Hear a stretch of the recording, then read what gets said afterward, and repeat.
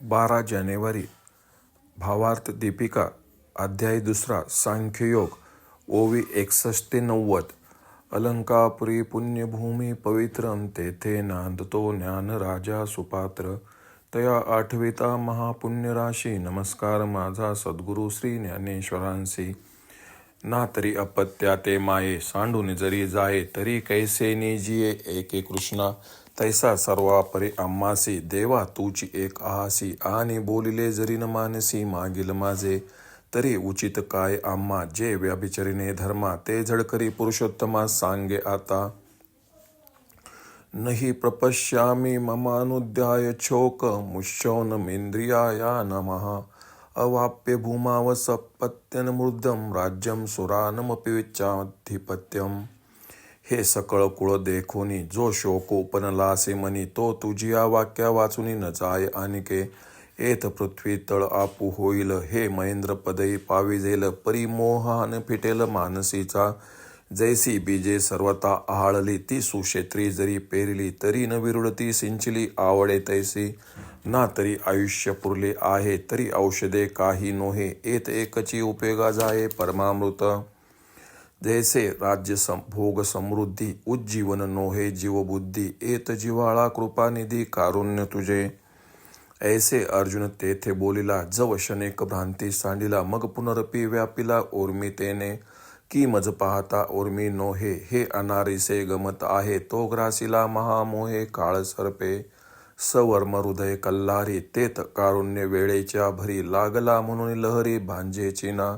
हे जाणून ऐसी प्रौढी जो दृष्टी सेवेची विष फेडी. तो धावया श्रीहरी गारुडी पातला की. तैसिया पंडू कुमरा व्याकुळा मिरवतसे श्रीकृष्ण जवळा. तो कृपावशे अवलीळा रक्षिला आता. म्हणून तो पार्थू मोहफनी ग्रस्तू. म्या म्हणितला हा हेतू जाणूनिया. मग देखा तेत फाल्गुनू. घेतला असे भ्रांती कवळनू. जैसा घनपटळी भानू आच्छादिजे. तया परी तो धनुर्धरू. झालासे दुःखे जर्जरू. जैसा ग्रीष्मकाळी गिरवरू वनवला का. म्हणून सहजे सुनिळू कृपा मूर्ते सजळू. तो वळलासे श्री गोपाळू महामेघू. तेत सुदर्शनाची द्युती तेची विद्युल्लता झळकती. गंभीर वाचा ते आयती गर्जनेची. आता तो उदार कैसा वर्षेल ते अर्जुना चळू निवेल. मग नवी विरुड फुटेल उन्मेषाची. ते कथा ऐका मनाची आरानुका. ज्ञानदेव म्हणे देखा निवृत्तीदासो. संजय उवाच एव मुक्ता ऋषिकेशं गूढाकेशा परन्तप. न यस्य इति गोविंद मुक्त्वा धृष्णी बभूव. ऐसे संजय असे सांगतो म्हणे राया तो पार्थू. पुनरपी शोकाकुळितो काय बोले. ऐके सखे दुबोले श्रीकृष्णा ते. आता नाळवावे तुम्ही माते. मी सर्वतान झुंजे येते भरवसेनी. ऐसे एकी हेळा बोलिला मग मौन रूपी धरून ठेला. तेत श्रीकृष्णा विस्मय पावला देखोनी तया ते. तमुवाच ऋषिकेश प्रसन्नीत भारत. सेनयोरुभयोर्मध्ये विषदंत मिदवच. मग आपुला चित्ती म्हणे एत काही. हे आदरिले येणे अर्जुन सर्वथा काही नेने काय कीजे. हा उमजे आता कवने परी. कैसे ने धीरू स्वीकारी. जैसा ग्रहाते पंचाक्षरी अनुमानिका. ना तरी असाध्य देखुनी व्याधी. अमृतासम दिव्य औषधी. वैद्य सूची निर्वधी निदानींची. तैसे विवरतू असे श्री अनंतू. तया दुही सैन्य अंतू. जया परी पार्थू भ्रांती सांडी. ते कारण मनी धरिले मग सरोष बोलो आदरिले. तैसे मातेच्या कोपी थोकले स्नेहाथी. की औषधांची कडवटपणी. जैसी अमृताची पुरवणी ते हाच निदिसे पुरी गुणी प्रकट होय. तैसी वरी वरी पाहता उदासे. आत तरी अति सुरसे. ती वाक्य ऋषिकेशे बोलो आदरिली. अर्थ. अर्जुन पुढे म्हणाला किंवा कृष्णा ऐक. आईने जर मुलाचा त्याग केला तर ते कसे जगेल. त्याप्रमाणे देवा तूच एक आम्हाला सर्वतोपरी आहेस. आणि आतापर्यंतचे बोलणे जर तुला मान्य नसेल तर जे आम्हाला उचित असून धर्माच्या विरुद्ध नसेल ते पुरुषोत्तमा चटकन आता सांग पाहू. हे सर्व कुळ पाहून मनामध्ये जो शोक उत्पन्न झाला आहे तो तुझ्या उपदेशा वाचून दुसऱ्या कशानेही जाणार नाही. यावेळी संपूर्ण पृथ्वीचे साम्राज्य मिळाले अथवा इंद्रपदही मिळाले तरी माझ्या मनातला मोह दूर होणार नाही. ज्याप्रमाणे पूर्ण भाजलेले बी सुपीक जमिनीत पेरले व त्यास हवे तेवढे पाणी जरी घातले तरी त्यास अंकुर फुटणार नाही, किंवा आयुष्य संपले असले म्हणजे औषधाने काही होत नाही, पण तेथे एका परमामृताचाच उपयोग होतो. त्याप्रमाणे या माझ्या मोहित झालेल्या बुद्धीला राज्यभोगाचे प्रलोभनही उत्तेजन देऊ शकणार नाही. यावेळी हे कृपानिधे, तुझी कृपाच माझा आधार आहे. जेव्हा क्षणभर अर्जुनाची भ्रांती दूर झाली तेव्हा अर्जुन असे बोलला. मग पुन्हा त्याला मोहाने व्यापून टाकले.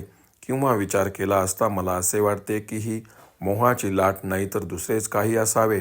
महामोहरूपी कालसर्पाने त्याला ग्रासले असावे.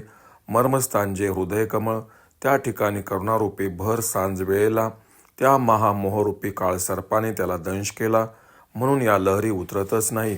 त्या विषाचा जालिमपणा जाणून जो आपल्या कृपा कटाक्षानेच विषाची बाधा दूर करतो, तो गारुडी श्रीकृष्ण धावून आला. व्याकुळ झालेल्या अर्जुनाजवळ श्रीकृष्ण आला.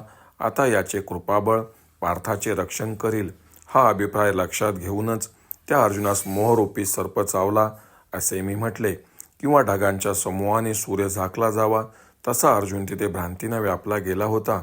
किंवा उन्हाळ्यात एखादा पर्वत वणव्याने व्यापला जावा त्याप्रमाणे अर्जुन दुःखाने जर्जर झाला होता. म्हणूनच स्वभावताच जो नीलवर्ण व कृपारूपी जलाने परिपूर्ण असा तो मेघरूपी श्रीकृष्ण अर्जुनाकडे वळला.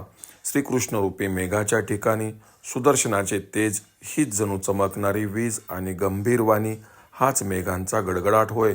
आता तो उदार श्रीकृष्ण मेघ कसा वर्षाव करील आणि त्यामुळे अर्जुनरूपी पर्वत कसा शांत होईल आणि मग ज्ञानरूपी नवे अंकुर कसे फुटतील, ती कथा अत्यंत आदराने मनात समाधान ठेवून ऐका, असे श्री निवृत्तीनाथांचे दास श्री ज्ञानेश्वर महाराज म्हणतात. संजय म्हणाला, राजा, तो अर्जुन शोकाकुल होऊन पुन्हा काय म्हणाला. एक खेदाने कृष्णाला म्हणाला, आता तुम्ही माझी समजूत घालू नका, त्यावेळी मी निश्चित लढणार नाही, असे एकदाच म्हणाला व मग मौन धरले. त्यावेळी त्याला तसा पाहून श्रीकृष्णाला विस्मय वाटला. कृष्ण आपल्या मनात म्हणाला, हे याने काय आरंभिले आहे. या अर्जुनाला मुळीच काही कळत नाही, काय करावे. आता याला कशाने उमजेल, कशाने धीर धरील. ज्याप्रमाणे एखादा मांत्रिक ग्रहबाधा कशी दूर करावी याचा विचार करतो, किंवा असाध्य रोग पाहून ज्याप्रमाणे वैद्य दिव्य औषधीची ताबडतोब योजना करतो, त्याप्रमाणे अर्जुन कोणता उपायाने मोहित टाकील याचा त्या दोन्ही सैन्याच्या मध्यभागी श्रीकृष्ण विचार करीत होते. मग ते कारण शोधून श्रीकृष्ण रागाने बोलले.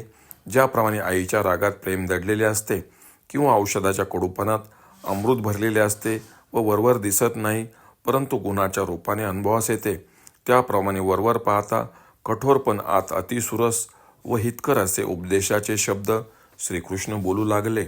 ओम श्री रुक्मिणी पांडुरंगाय नमः. ओम श्री ज्ञानराज माऊली नमः.